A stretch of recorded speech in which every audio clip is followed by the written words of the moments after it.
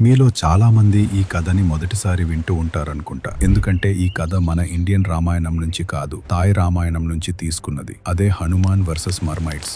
సీతమ్మని చేరుకోవడానికి వానరులు అందరూ హనుమంతుడితో కలిసి రామసేతువుని బిల్డ్ చేస్తూ ఉంటారు. అలా కొన్ని రోజులు గడిచిన తరువాత వానర సైన్యం సముద్రంలో రాక్స్ మిస్ అవ్వడం గమనించి హనుమంతుడి దగ్గరికి వచ్చి స్టోన్స్ మిస్ అవుతున్నాయి అని చెప్పగా, హనుమంతుడు కొంత సైన్యాన్ని తనతో రమ్మని, మరికొంత సైన్యాన్ని సముద్రంలోకి రాక్స్ వేయమని చెప్తాడు. అలా హనుమంతుడు తన సైన్యాన్ని తీసుకుని వెళ్తూ ఉండగా సముద్రంలో ఒక జలకన్యల గుంపుని చూస్తారు. వానర సైన్యం సముద్రంలో రాక్స్ ని వేయగానే ఈ జలకన్యలు వచ్చి వాటిని తీసుకుని వెళ్లిపోతూ ఉంటారు. వీళ్ళందరినీ ఒక జలకన్య ఇన్స్ట్రక్ట్ చేస్తూ ఉంటుంది. అది చూసిన హనుమంతుడు వెంటనే తన దగ్గరికి వెళ్లి తనని వెంబడించి యుద్ధం చేస్తూ ఉంటాడు. కానీ ఆ జలకన్య తెలివిగా హనుమంతుడి నుంచి తప్పించుకుంటూ ఉంటుంది. తాయ్ రామాయణం ప్రకారం అలా కొంచెం సేపు వాళ్ల యుద్ధం జరుగుతూ ఉంటుంది. కొంతసేపటికి హనుమంతుడు తనతో సున్నితంగా ఎందుకు ఇలా చేస్తున్నావో అని అడగగా, ఆ జలకన్య తాను రావణాసురుడికి కూతురు సువర్ణమచ్చ అని వాళ్ల నాన్న ఈ బ్రిడ్జ్ పూర్తి కాకుండా చూసుకోమని చెప్పాడు అని చెప్తుంది. అప్పుడు హనుమంతుడు ఈ బ్రిడ్జ్ పూర్తి అవ్వడం ముఖ్యమని, సీతాదేవిని రక్షించాలి అని నెమ్మదిగా చెప్తాడు.